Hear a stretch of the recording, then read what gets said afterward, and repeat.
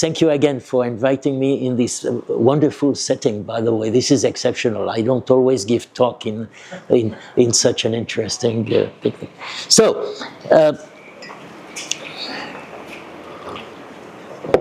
the name of my talk is Urban Planning, Spontaneous Order, and Top-Down Design. So in a way, it seems that my theme are contradicting a bit each other. Urban planning normally is considered to be a master plan that you draw in advance for 20 years, which guide the growth of the city. Spontaneous order is what people really do in this city, which usually is quite different from the master plan. And then the top-down design, then, that's not spontaneous. But when you design a sewer system, or a bus network, or a water network, or you bring energy to the city to cover its needs, this is top-down. It is not spontaneous. You know, a sewer doesn't come, you know, like that. The way is sorry. Oh, okay. And so this is to me, these are the important thing. You need planning. We will see that the role of an urban planner is very important. But we need to understand, and maybe that I should start my outline. I'm sorry. We need to understand that what is important in a city are not the building or the sewer system or the transport system. What is important are the people who are there. And they are the one really who creates the city and operates the city. And sometimes people think that a mayor should have a vision. I think that the people who have a vision are the people who are living in a city. And when you have a vision, by the way, sometimes you fail. Your vision is just wrong. You know, I've seen a lot of people like that. But some succeed. The advantage is that when you have many people in a city with some vision, some will succeed, and those will be imitated. The one who fail will not be imitated. In a way, you could say it's a Darwinian process. And this is the strength of the city, to have a lot of people, different backgrounds, who come, you know, some come from rural area, some have been in city for generations, some are coming from other countries. And all these people together with their different ideas, different viewpoint, different culture, come out with something which generates, in fact, wealth for everybody in the city. So this is my outline. First, I will discuss the nature of cities. You know, why people move to cities. And then I will go to about the important thing in a city is the planning first, the separation of public space from private lot. This is the most essential thing. You know, this is what, for instance, the city expansion project in Africa has done, for, you know, in Ethiopia in particular, trying to separate the space for roads and parks or public amenities from what is private. This is very important. This is the job. Then I will talk about land use regulation and housing affordability. Again, here, regulation are important. We cannot do without, you know, no market work without regulation. However, regulation are layers which accumulate with years and sometimes centuries, and they should be periodically revisited because some regulations are really not useful, some are very detrimental. Again, here, the question is not to deregulate, is to audit regulation to see which one are useful and which one are not.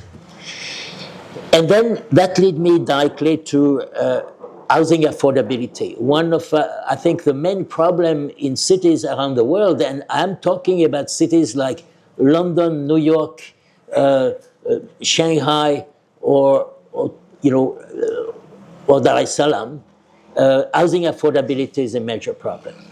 And so we have to solve this problem. There is no reason why sometimes 50% of the population, and usually the younger part of the population, even people who have graduated from very good university, cannot afford a house in the city where they are born or where they studied. So we have to solve this problem. There is no reason we cannot solve it. Finally, I will briefly go through the role of planners. Again, here, when I speak about spontaneous order, it doesn't mean that planners have no role. I think they have a very important role, but they should focus on the things which are really important and abandon, I think, sometimes I would say their intrusion in detailed regulations. For instance, in the city where I live in New York, we have a zoning which allows, for instance, people to sell bicycle in some area, not everywhere, but in some area. But in some part of the city, the zoning specifies that the people who sell the bicycle are not allowed to repair them. So this is a type of regulation you have to get rid of, because there is no reason for that. It's just a, an imagination. So this is what we are going to do. So let us continue now with this. The nature of cities. Why do people move to cities? And again, in Africa here, you will see that a lot more people are coming to cities. They move to cities because of the quality of the people who are already there. Nobody moved to a city because they say, oh, I look at the sewer system and it works really well. You move to a city because it has job to offer, because it has good university, because maybe the city is well planned and you have attractive streets or parks, because you have not so much pollution, maybe. So you move to cities, but basically you move to cities because of the people who are already there. If you move to a university in a city because of the university, it's because the quality of the people who are teaching at the university. It's not because of the building of the university. And we have to take that into account. Sometimes planners or cities manager, I always accuse planners, they're not the only one guilty, have a tendency to think that more people coming are going to create a problem. When I started my career, actually, there was a very active movement to prevent urbanization. People were thinking, well, the optimum size of a city is 1 million. After 1 million, we should stop a city from growing. This is a complete aberration. Now, in Asia, we have cities of 50 million. The largest that I know, the Pearl River Delta, has 90 million people, around Hong Kong, Shenzhen, and Guangzhou. And so imagine the entire population of Germany in one huge conurbation, and it works. They are producing a lot. So people move to city because job availability, education, and attractive and lively environments. So this is what, as planner, we should try to do. Job availability, basically, it's what I would call a labor market. A labor market is not only to say everybody has a job. Labor market means that people who have a job have a possibility of changing job. If you are in a situation, for instance, that was the case in the Soviet Union, before the reform, or in China, where you have a job, but you will stay in the same job with some seniority, but the same all your life. This is not a job market. So what is important in a city is that every individual not only get a job, but have a possibility of changing job, because we have all very different quality and talent, and we're all very different. And it's important that as we progress in life, we are able to get a job will fit our ability and our knowledge. And this is why cities are more productive than a dispersed population in the rural area. So labor market. Let us look at how does a labor market work. I will get close here to my graph. Here I have 4 graphs. a labor market means basically that you are moving from where you live to where you work. And so the most simple model here, it might be a little small for people in the back here. By the way, my slides will be available to everybody after, you could look at them more in detail. So the most simple city, and usually cities of less than 1 million are like that, is what I call the monocentric model. You have a central CBD where most of the jobs are, or a large majority, and you have also most entertainment. You have cinema, you have restaurants who are there. And so people, the density are higher, residential density around the CBD, but you have also suburbs with lower densities, and people move in radioconcentric trip from the suburbs to the center or within the center. So that's a rather simple model, and it's a good way to simplify things. But most cities which are more than 1 million people are not working that way. Then I have another model which appeared mostly in North America, at the beginning of the 20th century, where all the jobs are completely dispersed. For instance, that's the case of Atlanta or Los Angeles. There is a CBD of Los Angeles, but if I remember well, it has barely 4 or 5% of the job of Los Angeles. So it's barely, the jobs are completely dispersed. So you see here, the trips then have dispersed origin and dispersed destination. You see here immediately the consequence for transport. Here, it's relatively easy to have buses or even subways to bring people from the suburb to the center because of the destination. Here, we don't know very well how to handle that. The way in North America they handle that is that everybody has a car. So the car is very efficient to moving where you want, but it consumes a lot of real estate. And real estate is very expensive. Well, real estate consumed by car, not only for parking, but if I move on Fifth Avenue in New York at 30 kilometers an hour, I am consuming 80 square meters of land just for myself. 80 square meters of land in the center of Manhattan is very, very expensive. I'm not paying for it. So every economist will tell you that whenever you have a good for which you are not paying, you overconsume it. You have no incentive to save on it. So we have not solved this problem yet, except by having, those cities usually have a very low density, because you have to consume already a lot of land just for streets to provide enough streets. Then the most common model is a third one here, where I will call it the composite model, where you have traditionally a center, which was there, where you had very often, by the way, government building, but also amenities, job, amenity, large concentration of office building, so high densities. But as the city grows, more and more jobs are moving to the suburbs. Why? Because you have a lot of congestion in the center, and because also land and floor space in the center become very expensive. So depending on the type of job you have an advantage in moving in a suburb to expand and to have more modern building. There are also some activities which were in the city center maybe 50 years ago, but cannot be anymore, cannot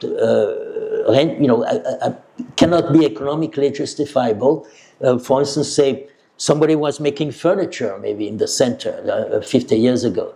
That required a lot of land. That required trucks coming and bringing things. So those people will move to the suburb or even to another smaller city.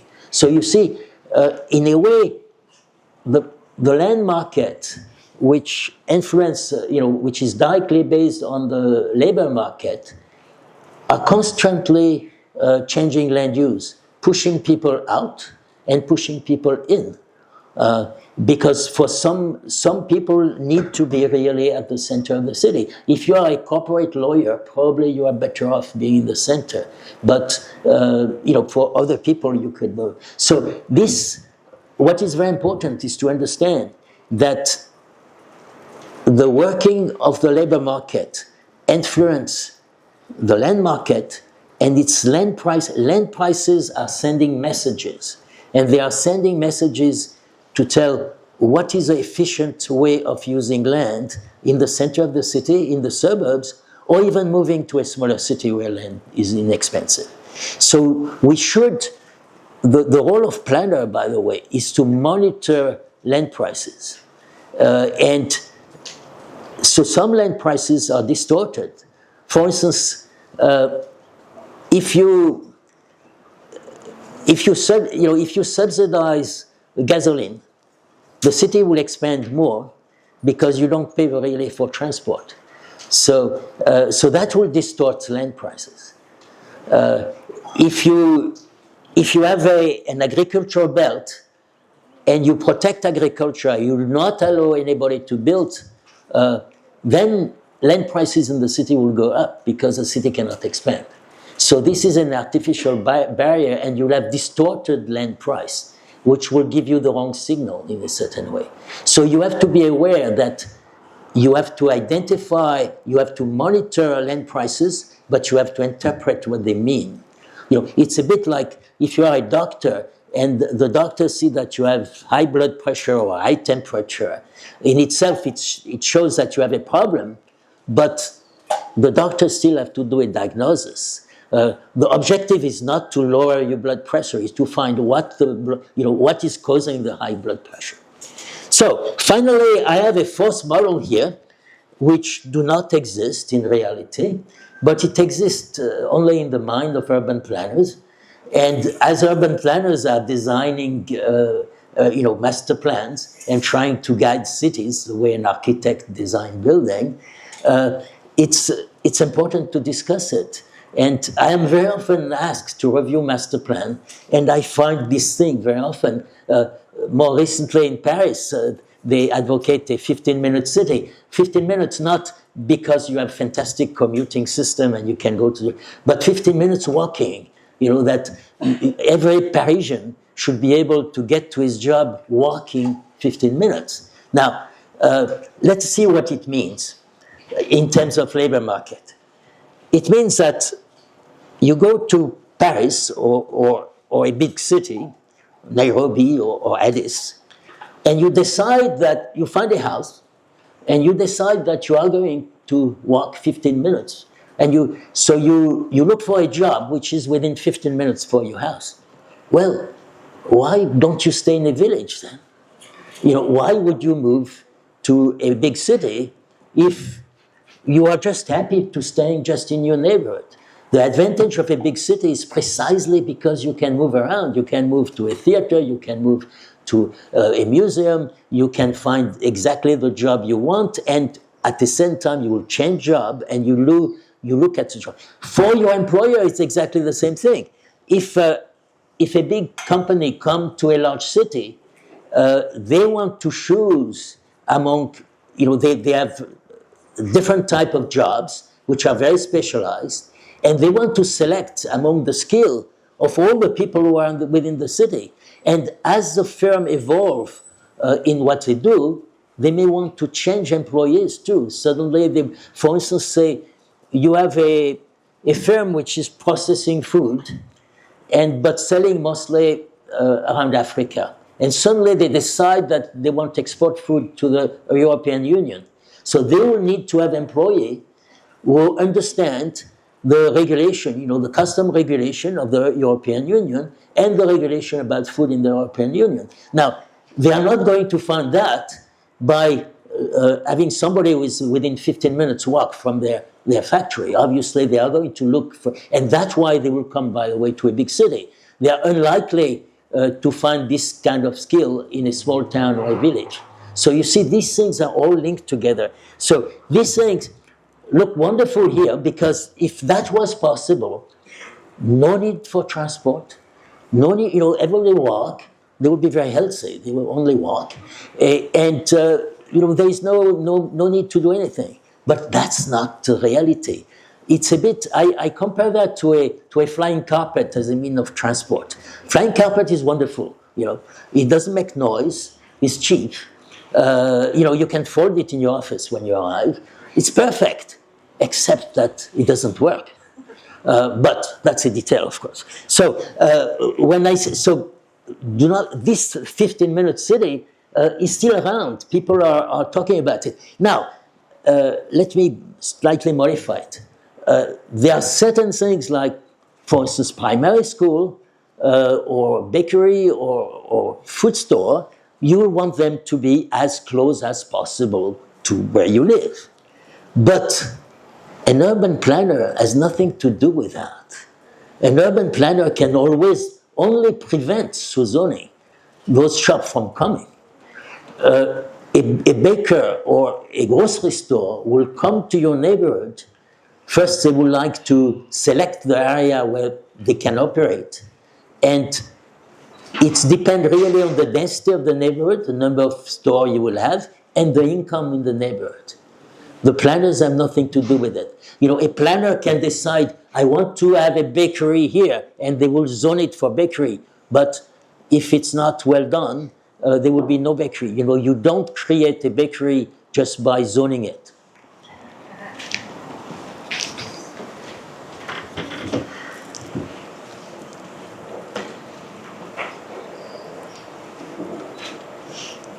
Oh, sorry. Sorry.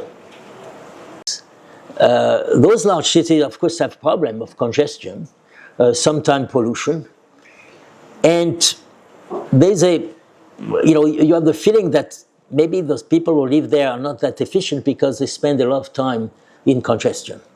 Now, strangely enough, when we measure the productivity of people living in very large cities, even very congested city, I'm thinking, for instance, of Jakarta or Bangkok. Jakarta is 32 million people, Bangkok 20 million people, with enormous traffic jam. When you look at their productivity is higher than cities which are smaller and appear to be more efficient. Why? Because when you put a lot of people together with different talent, different personality, different culture, they come up with a lot of new ideas. And so those people put together create, in fact, more creativity and more jobs. So that's why people living in Jakarta, if you look at the GDP of Jakarta or Bangkok, in spite of the congestion, they are more productive than people in a smaller city. So this is a, it's just a reality of life. So we should not limit the size of cities. What we should do is, of course, prevent congestion, as much as we can, prevent congestion. And establish, supporting this spontaneous order, the people moving to the city to get a job. We should support them by having transport system, which correspond to the density which are now in the city. So if you have, for instance, extremely high densities, like New York or London at the center, then of course, even underground, things like subway are absolutely indispensable. If you have lower density, then a very efficient bus system could do, probably. But you have to design your system to respond to the densities creating again by the spontaneous order. You should not say we are going to limit the density.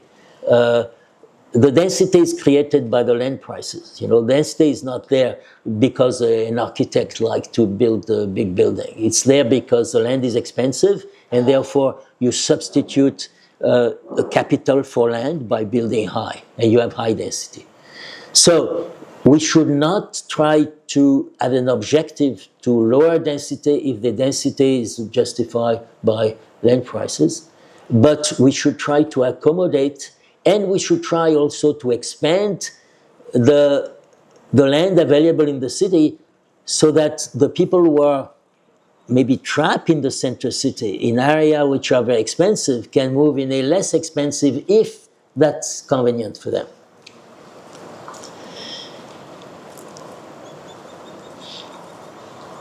So I will give an example here. So you could have a city with a very large population and therefore a very large labor market, which should be more efficient than a smaller one.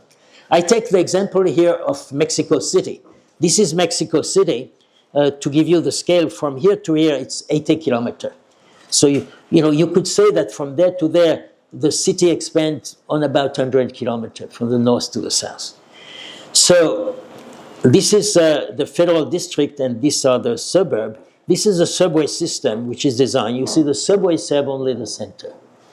1 hour commuting time, if you take the average speed, correspond to this circle here. So take this circle and bring in here,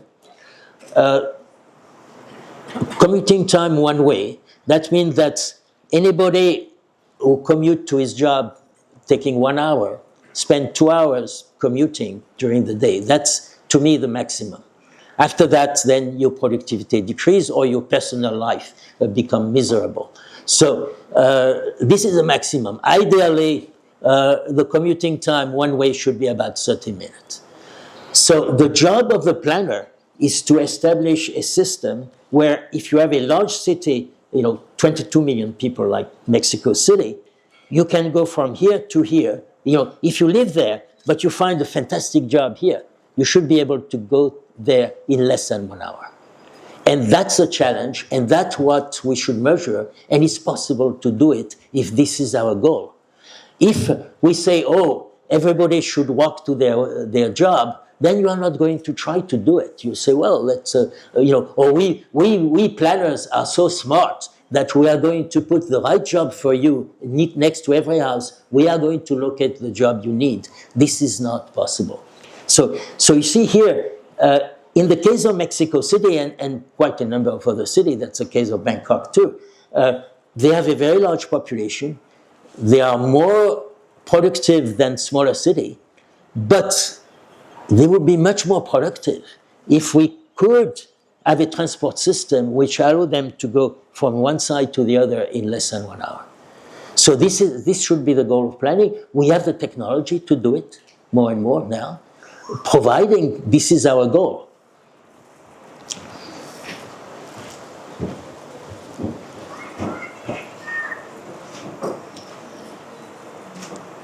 Now, I would like to,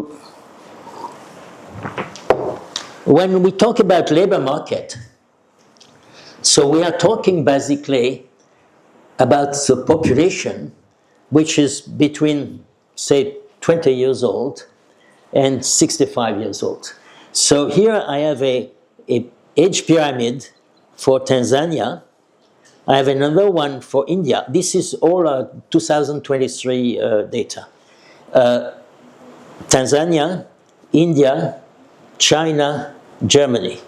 You see this age pyramid is very different. In Africa in general, you have the chance, you may not consider it a chance, to have still a growing population. Country now which have a shrinking population, like China or Germany or the country of Europe in general, or have a problem with the labor market. Suddenly they have a shrinking labor market. And the shrinking labor market means that the people who are working are aging. There are not enough young people who join the labor force. Old people have a role in the labor market. But frankly, you need the young to come up. And, and it's a mix of the two. You need more young people than old people, but I know by experience.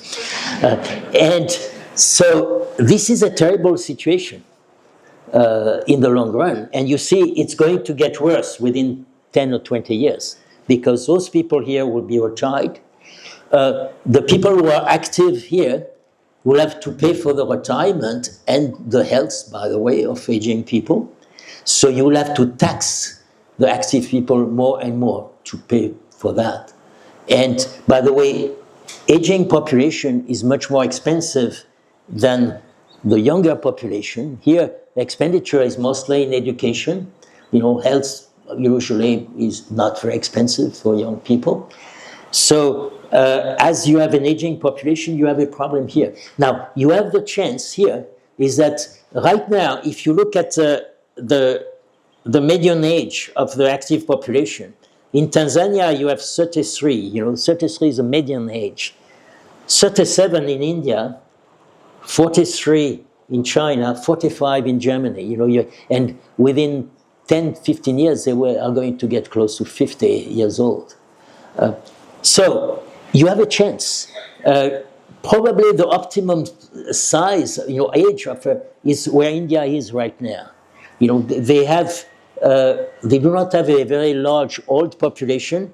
They have a dependent population which is now nearly cylindrical, although the fertility rate is going down in India too. And so, but say in terms of labor force, they are at an optimum level. That was the case of China 20 years ago with the one-child policy. In fact, artificially, they changed their thing, and they had, during 20 years, they had an optimum size of the labor force compared to the dependent. This is finished now. They will have either to import people, or their cities are going to shrink. So you have, not only you have a high growth rate, a natural growth rate of population, but also you have a relatively low, you have a relatively low rate of urbanization. That means there are still a lot of people in the rural area, which when agriculture improve, in terms of productivity, those people are going to move to the cities. And so you will have a double rate of growth, one by the natural growth of the people who are already in the city, and then the migration from the countryside. Now, when people move to the countryside, it doesn't mean that you abandon agriculture. It means that the people who are in the countryside are more productive. For instance, in the United States now, I think it's about 3 or 4% of the population is involved in agriculture. It produces much more than 100 years ago, where about 60 or 70% of the population was in agriculture. The productivity, what is important is the productivity, is not the number of people who are there. So all this rate of growth, the fertility of women, which create this growth, the movement of people from the countryside, this is not something which is planned. This is what I call the spontaneous order. If somebody from a village decide to go to Dar es Salaam, or it's their decision. The planners cannot push them there or prevent them from going there. So that's what I call spontaneous order. A planner has to accept it. I will give an example of what's spontaneous order. So the number of people in a country, this is not a country population growth rate, as we have seen here for Tanzania. This is not something that planners decided or thing like that. It happened that way. The rural-urban migration rate, cities. It would have been interesting, by the way, instead of having the entire country, to have the age pyramid of a city, for instance, Dar es Salaam, or that would be more interesting than the city. And that again, the age pyramid of a city is spontaneous order. It's something which happened, and our job as planner is to take it into account, not to say we wish people will have more babies or less babies, or the old should leave the city or something like that. This is not our role. Our role is to respect the spontaneous order. And then urban densities are the same thing. Urban densities are created by people who decide to go in a certain area. And then there is a pattern of urban density. I will show the example there. City income distribution. The way, you may have a city with a lot of poor people coming from the countryside. They are not very skilled. And you have to accept that. And your job as planners is to integrate them as fast as possible in the city by providing the education or the help, maybe vocational help, so they adapt to the economy of the city. They have skills which were useful in the countryside, but they are very different. The skills required in the city are different. And your job is to make sure that they integrate as fast as possible. To me, one of the most successful cities for that was Hong Kong. Hong Kong in the 60s and 70s absorbed an enormous amount of migrants from mainland China, and they managed in half a generation to integrate them in the labor force of Hong Kong, instead of having large slums which expanded or things like that. So I think that a planner should be judged, or a city administrator should be judged by how fast they can integrate migrants into the urban economy. And not certainly saying, well, let us keep them out or not count them or things like that, which is unfortunately done in some countries. So here again, the Tanzania growth rate is 3%. Here I have a graph showing the growth rate of a large number of countries. I didn't represent the country which has a negative growth rate. There are more and more countries like that. But you see, in red here, these are African countries. So you see Africa now has a very different role in the world, because you are the only one with really, with the exception, the large one is Oman for some reason. I know they have such a, I know there you have a special relationship with Oman, but I don't know that. And so you see, Tanzania is still among African countries a relatively high growth rate. And this is a blessing for the moment. Don't think it's, I mean, you have to cope with it. You have to it's not something you have to reject. Don't do the Chinese model, one-child policy. I don't think it's there is a very dear price to pay.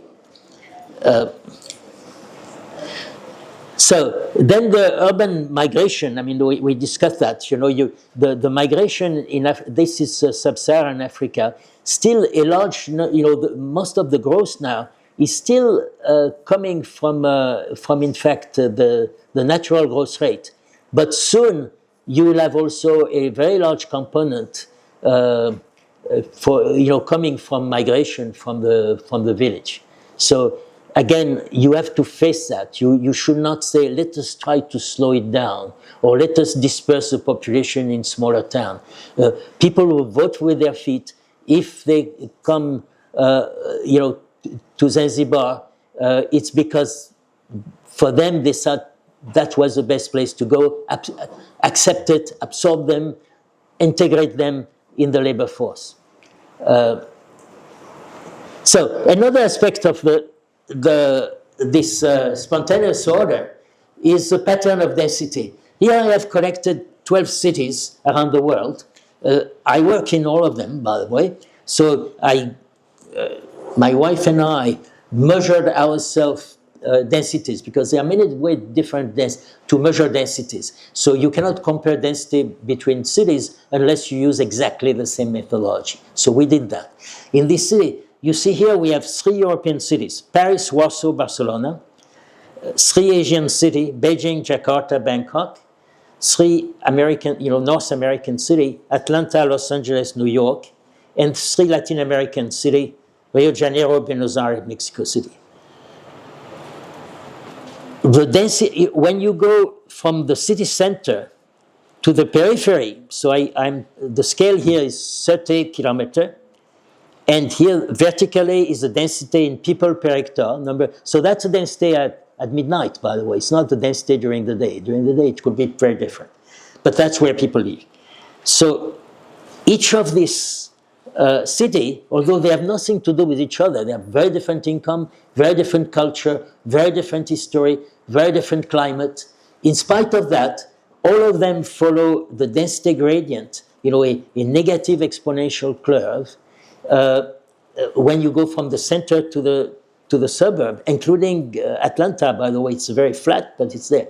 And this, the shape of this exponential curve is explained by land prices, by the cost of transport, and the income of the people who live there.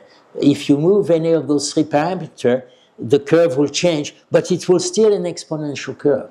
That's, again, there is a lot of literature by urban economists here, which explain that. If you are curious, you can look at it. Why this? Why we have this exponential curve? It's important that urban planners understand that. Urban planners have a tendency to think that density is their choice. The way, if you are an architect, you decide to paint a building red, and this is the choice of your client.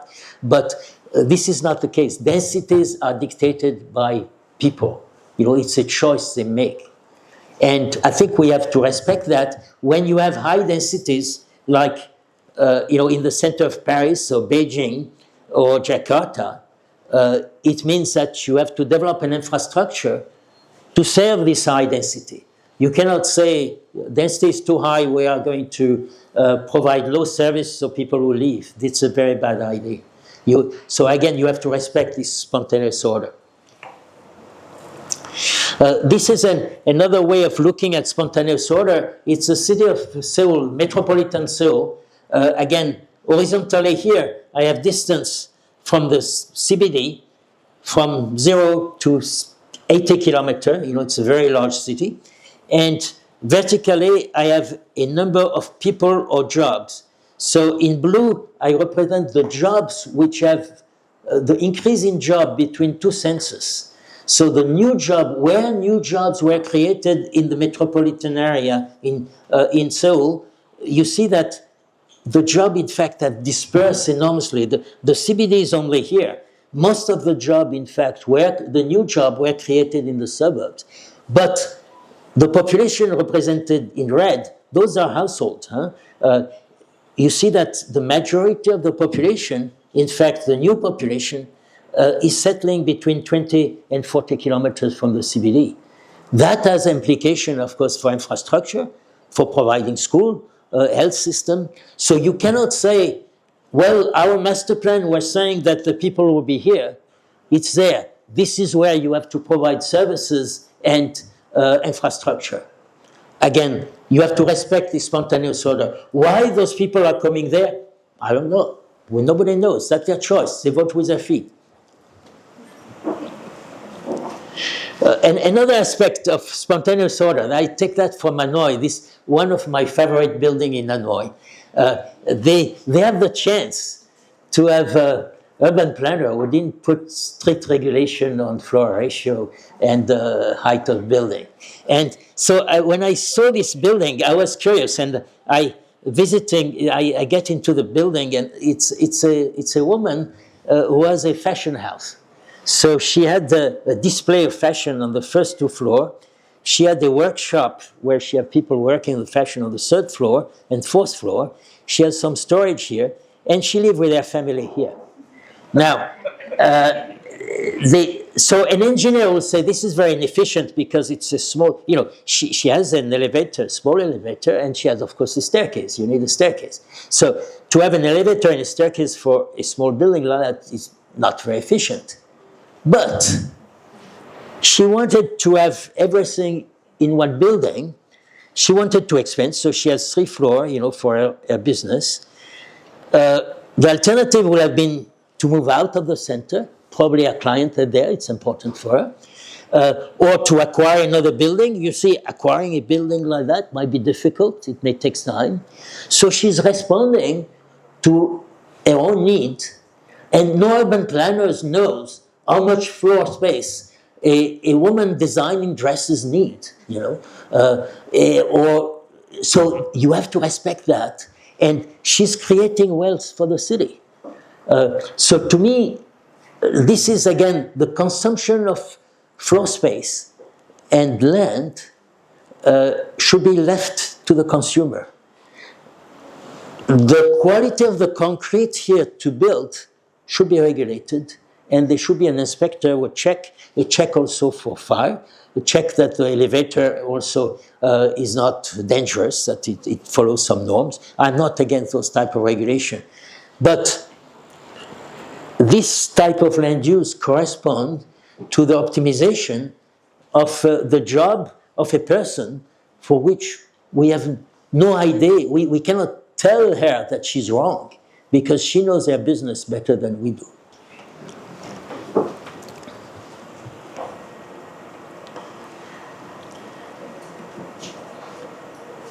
So this spontaneous order, but there is also a top-down design.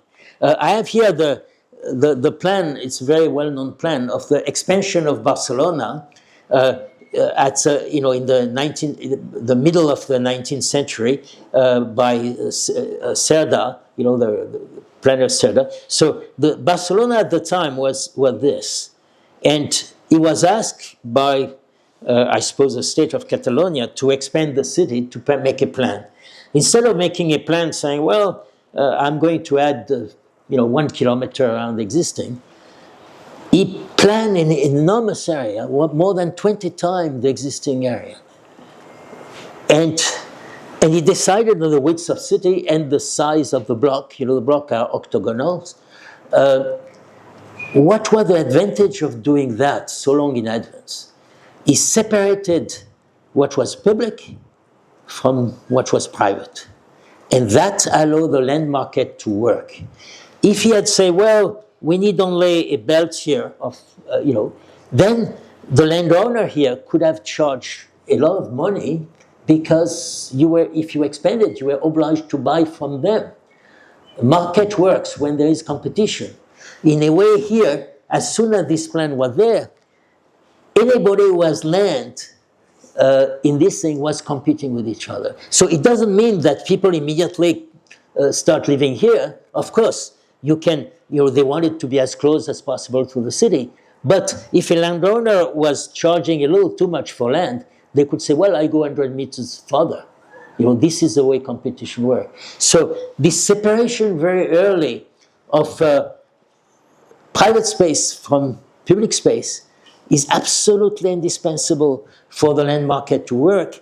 And this is precisely what the urban extension project, which took place in Africa, in Addis in particular, and some other, is doing, to separate what is private or public long in advance. It doesn't need to be built, you don't need to build a road, but to mark them so you know where, if you want to build something, you are sure that you are not going to be demolished or there is not an uncertainty about it. So I think this, as you can see, is top down. Now, you can criticize Cerda saying, well, the road were too wide or not wide, why do you put diagonal? It's not important. He didn't know, of course, that there would be cars in Barcelona after that, or tramway or subway. There's a subway in Barcelona too. He didn't know. But instead of agonizing about the size of the road, I think it's better just do it and separate it. It has so much advantage compared to leaving it unknown, because saying, well, 30 years from now, we don't know what will be the optimum size of a road. I think that to have a functioning land market in a city is such an advantage that it's worth doing long in advance. And so my colleague here, Patrick and Noria, have been involved in this extension project. Get more information about it. I think it's extremely important if you want your city to develop again. And again, this is top down. Huh? It's not spontaneous at all. Here's an example of if you have a market, a land market, but no top-down design of infrastructure. If you don't separate what is private from what in advance, this is what you get. This is Cairo Al Munira. It's an illegal settlement, but it's for these are 4 or 5 story building of apartment, entirely private, extremely high density. It's an area which is very close to Cairo, so very desirable. But it's the beginning of the delta, so farmers there were cultivating sugarcane. They found that it was much more profitable to sell their land to a developer, or maybe develop it themselves, than to cultivate sugarcane at 4 or 5 kilometers from the center of Cairo. And the planners saying, well, this is agricultural, let us color this map green. And they think that by coloring a map green, the people who are farmers and are in the sun cultivating sugarcane, or maybe it's wheat, I don't know, maybe it's maize, I don't know what it is, and will keep doing it because the planner color their land green. That's not the way the real world works. This is an illusion. So instead of developing the extension of the city with main road here where you could have your bus system, your sewer, you have this. So you see, the private sector, they provide street for every house. They will not provide a house without a street. But they are completely unable to select which street should be wider because there is no plan for the entire city. So you see, again here, the necessity of designing the urban extension and taking into account land price, the real land prices. The land price of this agricultural land existed already. The planner decided to ignore it by coloring the map green, but it was there. It was there because it was very close to Cairo.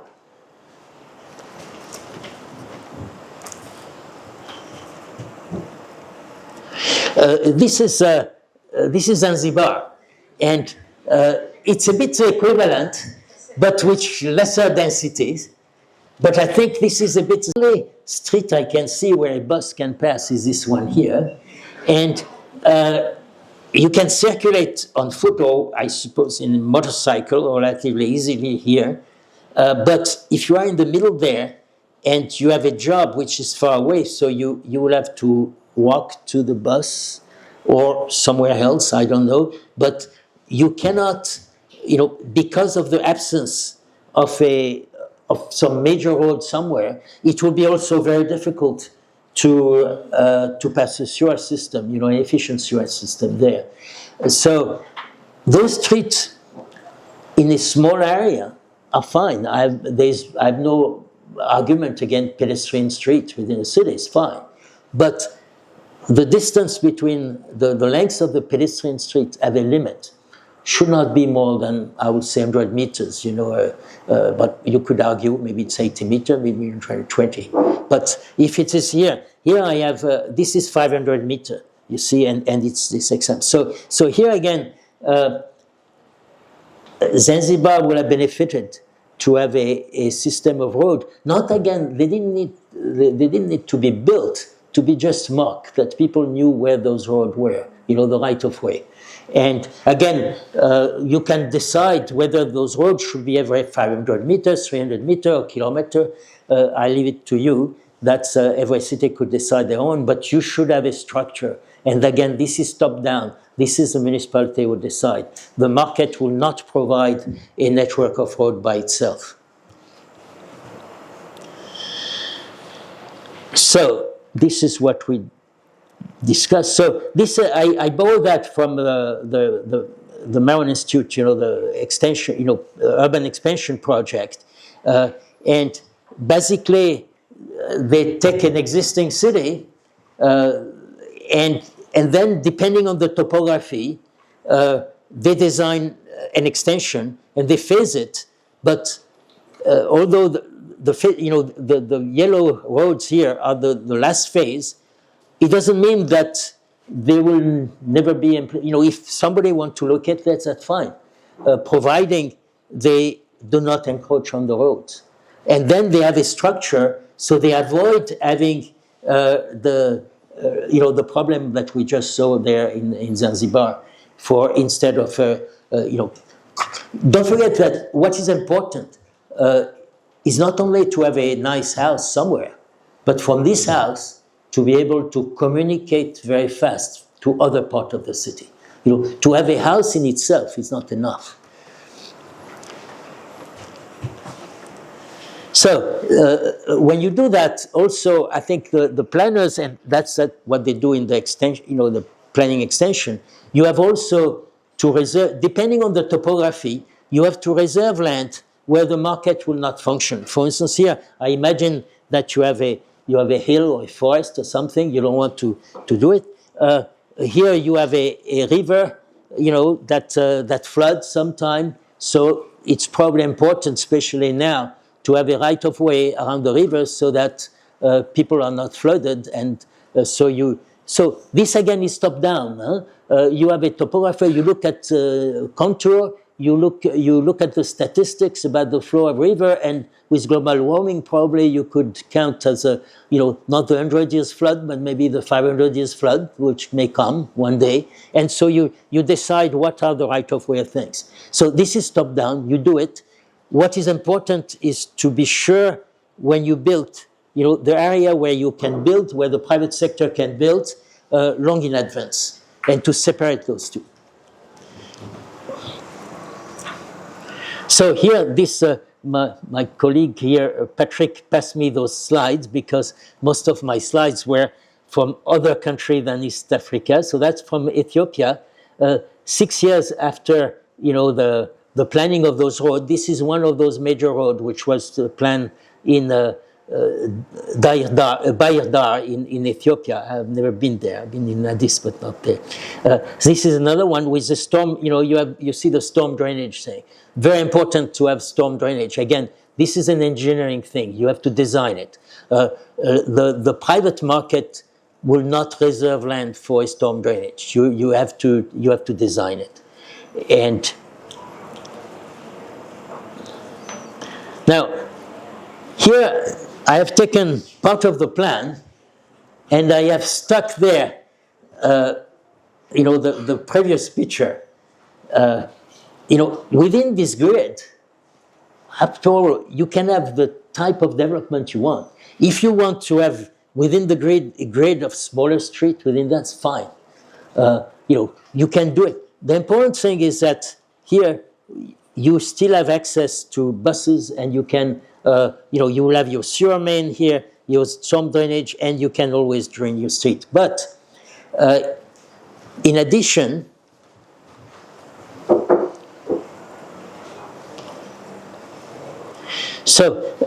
sorry, I will step the regulation of land use. So why regulate land use? And what should be regulated? The idea is that during the Industrial Revolution, it was, there was a lot of factories in the center of cities, and it created a lot of pollution. There were trucks coming, bringing coal or steel inside the city, and it was clear that you had to separate noxious land use. You had factory making lead, for instance, or steel, where in the center of the city you had to. So this is legitimate. There are some land use which are incompatible. In a modern city, which is mostly about services, this land use incompatibility are less and less. You see, for instance, Silicon Valley was installed, in fact, grew in a completely residential area. It's well known, Hewlett-Packard and Apple grew in the garage of an individual house, and eventually Silicon Valley there. There is no incompatibility with having an office with, tinkerer in electronic or coder next to a residential building. Unfortunately, much of our zoning try to segregate things. Much too much. So obviously, if somebody want to build a lead smelter, they should not be allowed in a residential area. But if you understand the land market, you can see that the chance that somebody will create a factory in the middle of a residential area is absolutely nil. But you can still have this regulation that no leads should be manufactured inside a residential area. It's okay. Separating commerce, for instance, small commerce for residential, in my opinion, is an error. If the culture allow it, it will be fine. In New York, for instance, we have a separation of functions which are completely crazy, and it pushes sometimes grocery store far away from where the people live, and from a completely arbitrary point of view. There is no. I make a difference. What is legitimate to regulate? So the width and location of primary streets, that should be regulated. The future open space, for instance, if you have a lake or like here, beaches, obviously around the beaches, there should be a buffer zone so that they are not privatized, they are open to the public. If you have a river also, you have to, you calculate the flood, and you have area which are, sorry, excuse me. So those things have to be regulated in terms of land use. Obviously, again, industrial area, heavy industry has to be separated. The rest, I think, are not, it's not need to I think it's completely counterproductive to regulate land consumption. What do I mean by land consumption? Minimum lot size. Why would you regulate minimum lot size? We all want to live in the largest lots that we can. If somebody lives in a small lot, it's because they cannot afford to live in a larger lot. So unless you tell this person, don't worry, we are going to pay for a larger lot that we impose on you, don't worry, we will do it next year or this year. That's fine, I have no problem with that. But if you say this is a regulation, but we don't have the money, we have just a plan to provide free housing, 1 million housing next year, and then the million houses never come, so you are on a waiting list, or you have a lottery. We have that in New York. We have a lottery of affordable housing. You have 100,000 people applying, and you have 20 apartments. This is not a way of solving the problem of affordable housing. So I think this should not be. Why would you? Have a minimum floor space. Again, everybody wants to have the larger floor space possible. If you live in a small one, this is your business. This is, and you make, every family make a trade-off between the floor space they consume and the location where they are. And this is personal. Depending at the, if you are in the beginning of your life or at the end, you will consume differently. You make different trade-offs. The planners do not know those trade-offs. You have to leave it to the family. Maximum height. My example of Hanoi, illustrated that. I don't see any negative externality, especially in a tropical country, on height, because the shadows that this building are actually welcome. You have quite a lot of sun there. It's not at all like London at the time of Dickens. So maximum floor ratio. Floor ratio is basically, it's a way of restricting height. It's the ratio between the area of a plot and the. I don't think there is any rationale for limiting it, just leaving it to the consumer. With the exception of next to airport, for instance, if there is or something, or maybe around a national monument, it's possible. You don't want a skyscraper, maybe in the Stone City, fine. This is a regulation, but there is no reason to do it.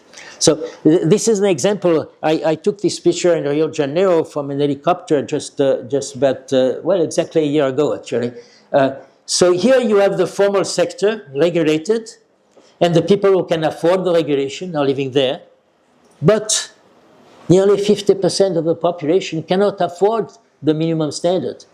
So the government is telling them, don't worry, we are building public housing. But people are on the waiting list, and they build public housing very often in area where people who never had a job, they have access to jobs. So those public housing become a poverty trap. So you end up with this. You see, here we are in the center of Rio de Janeiro. You have those hills who are very steep. And yes, as a planner, I will say, yes, it's difficult to build there. But the people here managed to develop that by building staircases. Now in Latin America, because this system has been reproduced a bit everywhere, they start putting cable car to give access to this. And it seems to be a solution to, again, integrating the people who live there to the labor market. So the job of the planner is to adapt to this situation. Here, the people who are here do not compete on the land market with those ones, because if you want to build a villa, this will be very difficult to develop, so they will not do it. So that gives them an opportunity to locate very close to the jobs, and that's an advantage. But of course, they have to climb stairs and things like that. You have to, this is a spontaneous order, you have to accommodate. And that's where regulation, are going into the way. So I will have to accelerate here. Of course, I've been a little too talkative. I think that this is something I did for Hanoi. What is very important when you discuss affordability is to have a profile of the income distribution within a city. So horizontally here, I have slice of income. And again here, you see, I do not separate the city between low income, medium income, high income. You have to separate it in much smaller area. And then I have here the number of households in this category. So I have this profile here, which is very common to many cities, the way income are distributed. But above that, I put another graph with the same scale here of income per month, and vertically here I have the under market condition, the consumption of floor space. So if you have zero income, you consume zero floor space, you are on the sidewalk, you live on the sidewalk. That's the way the market works. As you go up through income, if you do a survey, you will find that in slum, you will find tiny little lot of, that's a floor area, sorry. So you have tiny little house of 10 square meter. People are living family in 10 square meter. And as you go in income, this increase, and eventually where income become higher, then the size of the household, of the house doesn't increase. So if you regulate the minimum lot size, the apartment size, what happens? This is a theoretical graph, so it's a little more abstract, but it's exactly the same as Hanoi. So here I have the distribution of income, and here I have the consumption under market condition. So I say, well, I want to be generous. I think everybody should have a house of at least 60 square meter, because below that it's too small. So I put it here. I draw this line here. All these households, which are in the blue area here, suddenly are illegal. They have no way to legally live in the city. So either I tell them, don't worry, I have the money, within 1 or 2 years, you will have a house of 60 square meter, then I have no objection. But I've never seen a city who does that. I've seen many cities who say that. I've never seen a city who does it. So those people are going to go in a favela, in a slum, by law, not because they want to break the law. They have no other way to do it. If you lower this standard here, you decrease the number of people who are there. What is important is to link standards with the number of people in the population which cannot afford those standards. If you keep it as an abstract thing, saying poor people should be entitled to 60 square meter apartment, you cannot argue. Why not? Yes, well, why not 100? But when you say, by saying that, I am putting 30% of the population outside the law because they cannot afford it. They have to leave the city. They are not going to leave the city. They are not going to disappear. They are there. They are citizens of the city. Your job is to say, well, what I'm going to do there. Probably in every city, you have people who have bad luck, who have bad health, who have maybe mental problem, and you will have to find free housing for them or heavily subsidized housing for them. But if you have more than 5%, I would say, of the housing stock, which needs to have heavy subsidy like that, you are never going to do it.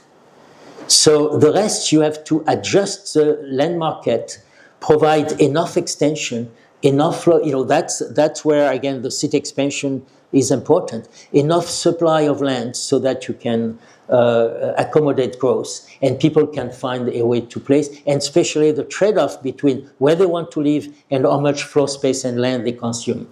It should be left to the consumer, providing the city does its job by providing the infrastructure to have a large supply of things. So here's, I will have to, I've already passed my time here. This is,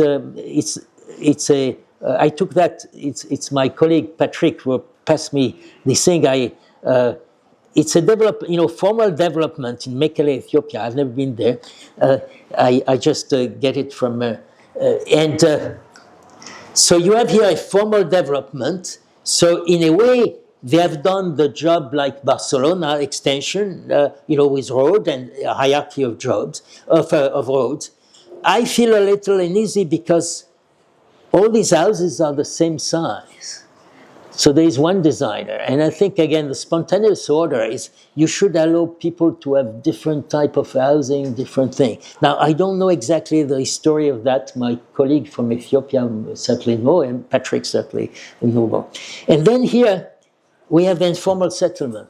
These are the people who do not fit, on my curve there. They are the one who are on the left side. And so here you have what is missing here, of course, like in Zanzibar picture that I showed before, is that you have some smaller road, which was fine. You have here a river, and of course people built next to the river. Probably in terms of flood, it would be better to have a larger right-of-way. So the city here did a good job in providing infrastructure here. I'm a little more dubious about the housing, but they didn't expand it here, and soon it will be too late.